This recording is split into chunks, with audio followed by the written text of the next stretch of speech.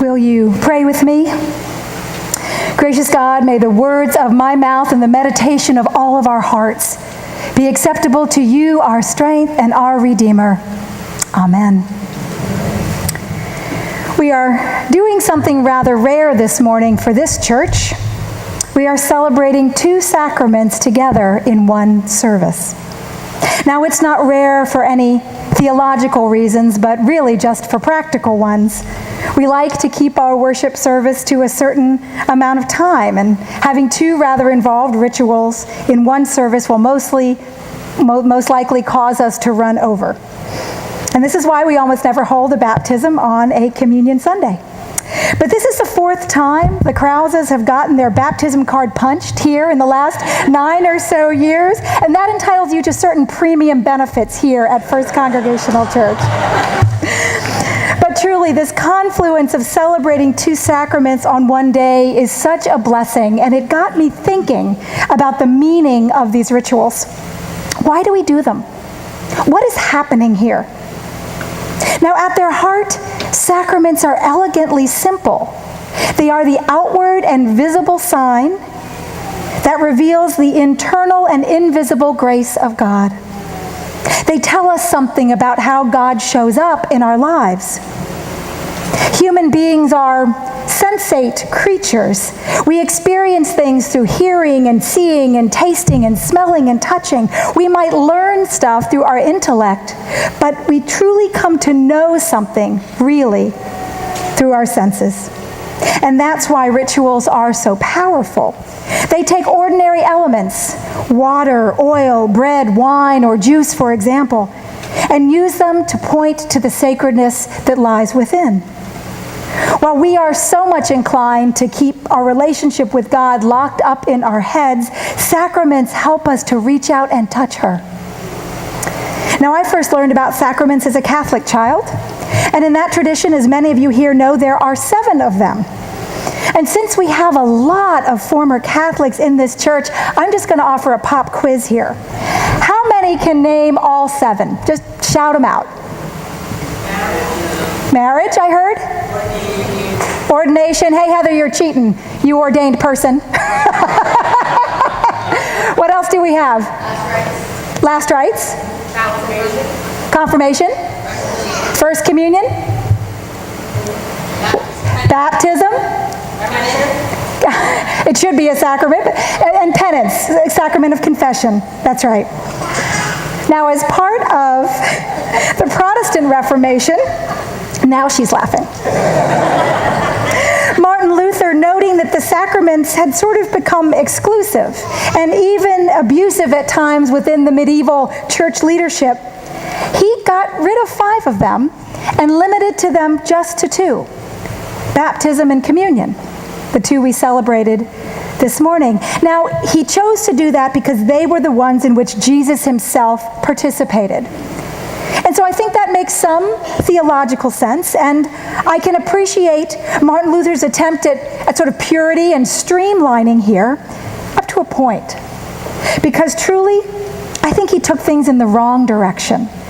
Maybe it's my Catholic roots showing, but I certainly experienced the invisible grace of God tangibly in my marriage ceremony, my ordination, my confirmation.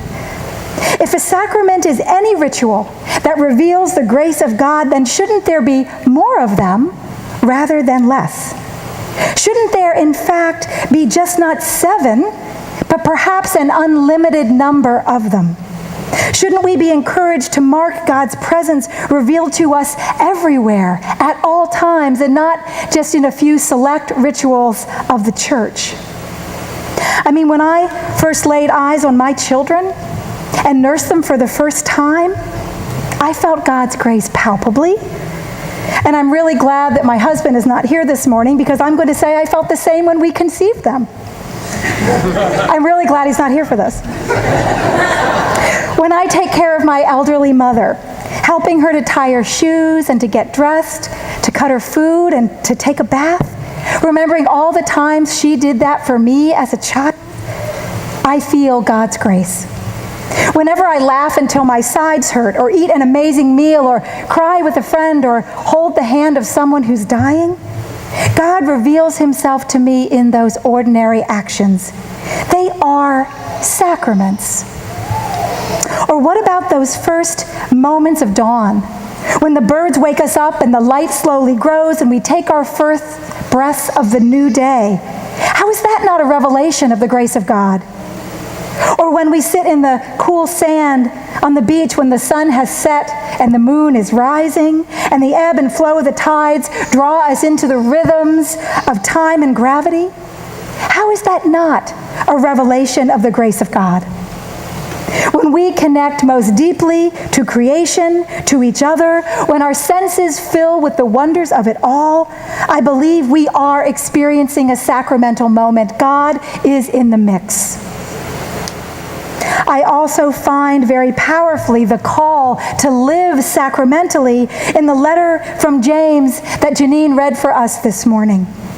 James tells us that being merely hearers of the word is not enough.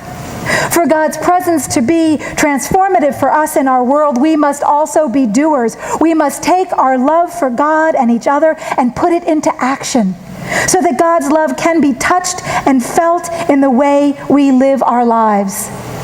Loving, doing justice, making peace are sacraments too.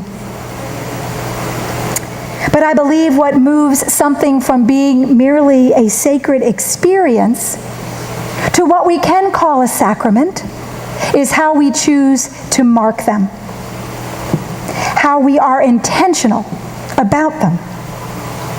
And that is where our rituals come in. Rituals are intentional. What sets Addie's baptism this morning from the bath that she took last night, besides the tears maybe, is the way that we intentionally used water to show us God's presence in washing and refreshing and renewing. The way we intentionally used the towel to symbolize her call to service for others. What makes the communion bread we will share today different from the rolls that were on our dinner table last night is the intentional ways that we use them to remind us of Jesus' feeding of the 5,000, to connect our broken loaf to his broken body, given out of love for us. In these two sacraments, baptism and communion, we intentionally recall our ancestors' experience of God's grace.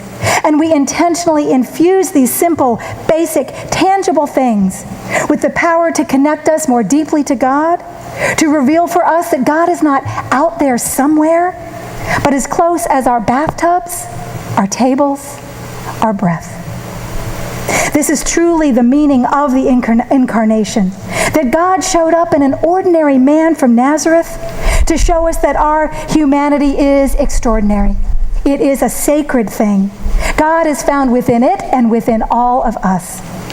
When Mary gave birth to Jesus and first put him to her breast, she remembered what the angel said to her, and he shall be called Emmanuel, God with us. And if God is with us, our very lives are sacramental. This morning, we may very well run over time in our worship, but we won't mind, because we cannot contain our experience of God to 1 hour or 1 day or 1 lifetime, even to the beautiful rituals we will share today. Because when we pay attention to the ever-present grace of God all around us and pause and give thanks for it, it is a sacrament. We have touched God, and God has touched us back. May it be so for us this day and always. Amen.